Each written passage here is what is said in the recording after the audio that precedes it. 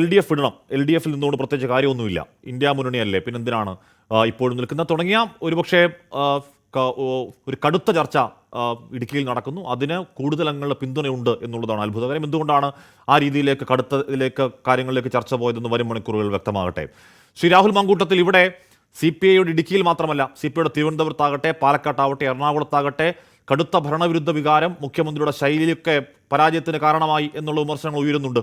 പോട്ടെ, CPI ആണല്ലോ, ഇവിടെ CPMൽ തിരുവായ്ക്ക് എതിർവായില്ല, ഒക്കെ പിണറായി പറയും പാർട്ടി കേൾക്കും എന്നതായിരുന്നു രാഷ്ട്രീയ വിമർശനമെങ്കിൽ ഇനി ആ വിമർശനം എത്രത്തോളം കതിരാണെങ്കിലും പതിരാണെങ്കിലും ആ കനത്ത പരാജയം CPMന്റെ കണ്ണു തുറപ്പിക്കുന്നുണ്ട്.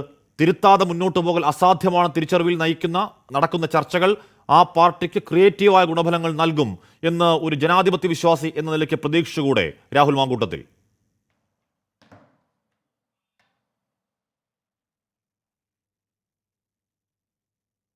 അല്ല, സ്വാഭാവികമായിട്ട് CPM എന്ന് പറയുന്ന രാഷ്ട്രീയ പ്രസ്ഥാനം തിരുത്തലുകൾ വരുത്തി ഈ നാട്ടിൽ നിലനിൽക്കണം എന്നാഗ്രഹിക്കുന്ന ഒരാൾ തന്നെ. കാരണം CPM ഇല്ലാതായാൽ ആ സ്പേസിലേക്ക് BJP കടന്നു വരുമെന്നുള്ള ഒരു മതേതര ബോധ്യമുള്ള ഒരാളുടെ ഒരു കൺസേൺ എനിക്കും ആ വിഷയത്തിനകത്തുണ്ട്. പക്ഷേ നാളിതുവരെ ഏതെങ്കിലും ഒരു കാലഘട്ടത്തിൽ CPM എന്ന് പറയുന്ന രാഷ്ട്രീയ പ്രസ്ഥാനം, പ്രത്യേകിച്ച് ശ്രീ പിണറായി വിജയൻ്റെ കാലഘട്ടത്തിൽ തിരുത്തലുകൾ വരുത്തിയിട്ടുണ്ടോ?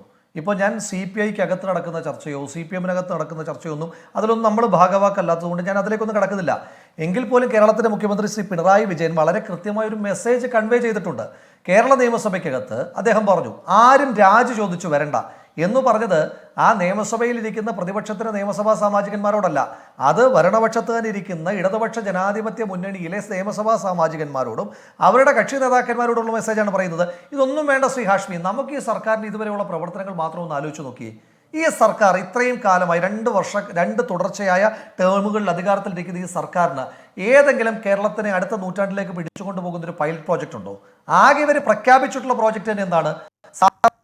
പാവപ്പെട്ടവന്റെ അടുക്കളയിലേക്ക് അവൻ അനുവാദമില്ലാതെ കടന്നു ചെന്ന് അവനെ വീട്ടിൽ നിന്ന് വലിച്ചിഴച്ച് റോഡിലൂടെ വലിച്ചിഴച്ച് നീക്കിയതിനു ശേഷം അനുവാദമില്ലാതെ അവന്റെ 4 കല്ല് കൂട്ടി അടുപ്പിന്റെ നടുക്കിലേക്ക് ഇട്ടിരിക്കുന്ന പറയുന്ന നേട്ടമെന്ന് പറയുന്നത് അതല്ലാതെ എന്തെങ്കിലും ഉണ്ടോ? എന്താ നമ്മുടെ നാട്ടിലെ സാധാരണ മനുഷ്യന്റെ അവസ്ഥ? ഇവർ തിരിച്ചറിയേണ്ടുന്ന ഒരു യാഥാർത്ഥ്യമുണ്ട്.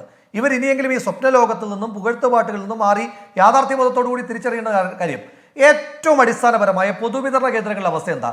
ഒന്നാമത്, പൊതുവിതരണ കേന്ദ്രങ്ങളിൽ ആവശ്യമായ സാധനങ്ങൾ ഇല്ല എന്ന് മാത്രമല്ല, ആ ഇല്ലാത്ത സാധനങ്ങളുടെ വില വല്ലാതെ വർദ്ധിപ്പിച്ചു എന്ന് മാത്രമല്ല, അതും കടന്ന് ആ പൊതുവിതരണ കേന്ദ്രങ്ങളിൽ സാധനം ഇല്ല എന്ന് സത്യസന്ധമായി എഴുതി വെച്ചിരിക്കുന്ന ഉദ്യോഗസ്ഥനെ താക്കീത് ചെയ്യുന്ന അഹങ്കാരത്തിലേക്ക് സർക്കാർ പോയില്ലേ? ഏറ്റവും ഒടുവിൽ ഈ സർക്കാരിൻ്റെ ഒരു ഉദാഹരണം പറയാം. എന്താണ് ഇവരുടെ പ്രയോറിറ്റി? ഇവർ ഇടതുപക്ഷ സർക്കാരാണെന്നാണല്ലോ പറയുന്നത്. എന്ത് ഇടതുപക്ഷ മൂല്യമാണ് ഇവർ മുന്നോട്ട് വയ്ക്കുന്നത്? ഇവരുടെ പ്രയോറിറ്റി ഇപ്പോൾ ഏറ്റവും ഒടുവിൽ കുവൈറ്റിൽ 50ഓളം മനുഷ്യന്മാർ അഗ്നിബാധയേറ്റ് ദുരന്തത്തിൽ കൊല്ലപ്പെടുന്ന സാഹചര്യമുണ്ടായി. അതിന് നേർപകുതി 25ഓളം പേർ മലയാളികളാണ്. ആ മലയാളികളായ സാധു മനുഷ്യന്മാരുടെ, ഈ നാടിന് വേണ്ടി വീടുകൾക്ക് വേണ്ടി കഷ്ടപ്പെട്ട ഒരു മനുഷ്യായുസ് മുഴുവൻ കഷ്ടപ്പെട്ട മനുഷ്യന്മാരുടെ ചേതനയേറ്റ ശരീരം എയർപോർട്ടിലേക്ക് വരുമ്പോൾ ഇവരെന്താ ചെയ്തത്? ഇവർ 100-300 ആളുകളെ വിളിച്ചുകൂട്ടി മൃഷ്ടാന ഭക്ഷണം നൽകി ലോക കേരള സഭ എന്ന് പറയുന്ന പൊങ്ങച്ച സദസ്സ് നടത്തുകയല്ലായിരുന്നു അതേ സമയത്ത് ഇവർ ചെയ്തത്? ലൈഫ് മിഷൻ പ്രകാരം പുതിയ ഏതെങ്കിലും ഒരു ആപ്ലിക്കന്റിന് വീട് കൊടുക്കുന്നത് ഈ സർക്കാരിന്റെ പരിഗണനാ ലിസ്റ്റിലുണ്ടോ? ഇല്ല. ലൈഫ് മിഷനിൽ പുതിയ ആപ്ലിക്കേഷൻ ക്ഷണിക്കാതിരിക്കുമ്പോൾ തന്നെയാണ് സാധാരണ മലയാളി മനസ്സിലാക്കുന്നത് ശ്രീ പിണറായി വിജയന്റെ ക്ലിഫ് ഹൗസിനകത്തെ പശുക്കൾക്ക് ചുറ്റുമതിലോട് കൂടിയ കാലിത്തൊഴുത്തിന് 42 ലക്ഷം രൂപ മാറ്റിവെച്ചെന്നും ആ പശുക്കൾക്കൊന്ന് ചാണകമിടണമെങ്കിൽ ആ ചാണകം നിക്ഷേപിക്കാനുള്ള ചാണക കുഴിക്ക് 7 ലക്ഷം രൂപ മാറ്റിവെച്ചു എന്നുള്ള ദൂരത്ത് ഇവർ കാണുകയല്ലേ? പാവപ്പെട്ട ജനങ്ങൾക്ക് 62 ലക്ഷം മനുഷ്യന്മാർ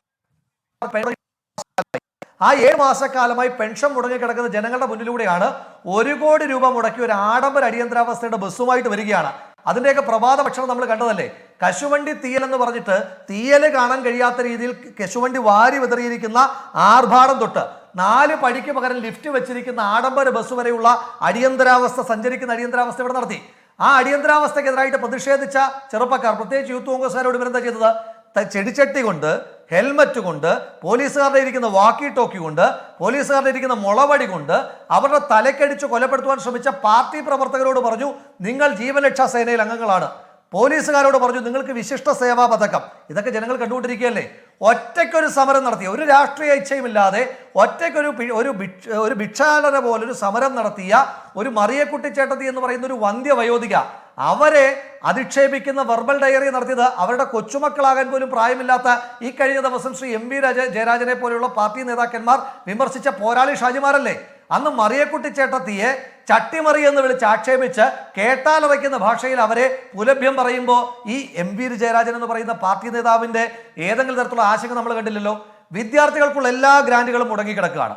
വിദ്യാർത്ഥികൾക്കുള്ള ഗ്രാന്റ് മുടങ്ങിയെന്ന് മാത്രമല്ല, ഉച്ചക്കഞ്ഞ് പോലും കൊടുക്കാൻ നിവൃത്തിയില്ലാത്ത ഈ സർക്കാരിന്റെ കാലത്താണ് SFIക്കാർ സിദ്ധാർത്ഥനെ പോലെയുള്ള പാവപ്പെട്ട വിദ്യാർത്ഥികളെ ഇഞ്ചിഞ്ചായി കൊന്ന് കെട്ടിത്തൂക്കുന്ന സാഹചര്യം ഉണ്ടാകുന്നതും ആ കൊല്ലുന്ന SFIക്കാരനെ സംരക്ഷിക്കുന്ന സാഹചര്യം ഉണ്ടാകുന്നത്. കെട്ടിട നിർമ്മാണത്തിന്റെ പെർമിറ്റ് ഫീസ് വർദ്ധിപ്പിച്ചു. അത് മാത്രമല്ല, നമ്മുടെയൊക്കെ വീട്ടിലൊരു സാധാരണ വീടിന്റെ മണ്ടയ്ക്ക് ചോർച്ച ഉണ്ടായാൽ അതിന് മുകളിൽ ഒരു ഷീറ്റ് ഇടണമെങ്കിൽ അതിന് വരെ പെർമിറ്റ് ഫീസും അതുപോലെ തന്നെ ടാക്സും വർദ്ധിപ്പിച്ചതിന് ശേഷം 25 ലക്ഷം രൂപയ്ക്ക് മുഖ്യമന്ത്രിക്ക് നീന്തൽക്കുളം പണിയുകയും ഈ മന്ത്രിമന്ദിരങ്ങളിൽ കർട്ടനിടാൻ വേണ്ടിയിട്ട് 1 കോടി രൂപ മാറ്റിവെക്കുകയും ചെയ്യുന്നത് ഈ കേരളത്തിന്റെ പൊതുസമൂഹം കാണുകയല്ലേ. ഇപ്പം നമ്മൾ ഈ ചർച്ച നടത്തിക്കൊണ്ടിരിക്കുമ്പോൾ ശ്രീ ഹാഷ്മി, നിങ്ങളുടെ വീട്ടിലൊന്ന് വിളിച്ചു ചോദിക്കണം. നിങ്ങളൊരു മധ്യവർഗ സമൂഹത്തിൽപ്പെടുന്ന ആളാണല്ലോ ഞാൻ നിങ്ങളുമെല്ലാം. നമ്മുടെയൊക്കെ വീട്ടിലെ current charge, power KSEB charge എത്രയാണ്? ചമ്പൽ കൊള്ളക്കാരെ വെല്ലുന്ന രീതിയിലാണ് KSEB കൊള്ളയടിക്കുന്നത്. നമ്മുടെ കയ്യിൽ നിന്ന് സർക്കാരിന് കാശുണ്ടാക്കാൻ വേണ്ടി ഈ കൊള്ളയടി നടത്തുമ്പോഴാണ് കേരളീയം എന്ന പേര് പറഞ്ഞുകൊണ്ട് ശ്രീ പിണറായി വിജയന്റെ ഫ്ലക്സ് ബോർഡുകൾക്ക് ചുറ്റും ഇല്ലുമിനേഷൻ ലൈറ്റ് വെക്കാൻ വേണ്ടി മാത്രം 40 ലക്ഷം രൂപ എന്റെയും നിങ്ങളുടെയും പൊതുഖജനാവിൽ നിന്ന് ചെലവഴിച്ചത്. പഠിച്ചു പരീക്ഷ എഴുതിയ ഉദ്യോഗാർത്ഥികൾക്ക് തൊഴിലില്ല. അവർ തിരുവനന്തപുരത്ത് നമ്മുടെ എല്ലാം മുന്നിലൂടെ അവർ ഭിക്ഷയെടുത്ത് സമരം ചെയ്തു, അവർ മുട്ടിലെഴിഞ്ഞ് സമരം ചെയ്യുന്നു. കരിമഷി പോലുള്ള റോട്ടിൽ, ചുട്ടുപൊള്ളുന്ന റോട്ടിൽ പുഷപ്പ് എടുത്ത് സമരം ചെയ്യുന്ന ആ ഉദ്യോഗാർത്ഥികൾ നിൽക്കുമ്പോഴാണ് പിൻവാതിലിലൂടെ പാർട്ടി സഖാക്കന്മാർക്ക്, ലക്ഷക്കണക്കിന് സഖാക്കന്മാർക്ക് ഇവിടെ പിൻവാതിൽ നിയമനങ്ങൾ നൽകിയത്. ICUവിലെ പീഡനം, ICUവിൽ പീഡനം നടക്കുന്നു എന്ന് മാത്രമല്ല, ആ പീഡനത്തിനെതിരായിട്ട് സാക്ഷി പറഞ്ഞിരിക്കുന്ന ആരോഗ്യ പ്രവർത്തകയായ വ്യക്തിക്ക് അവരെ ഈ സർക്കാർ പ്രതികാര നടപടി എടുക്കുന്നു. കസ്റ്റഡി മരണങ്ങൾ സാർവത്രികമാകുന്നു. പുറത്തെന്താ പോലീസിന്റെ പണി?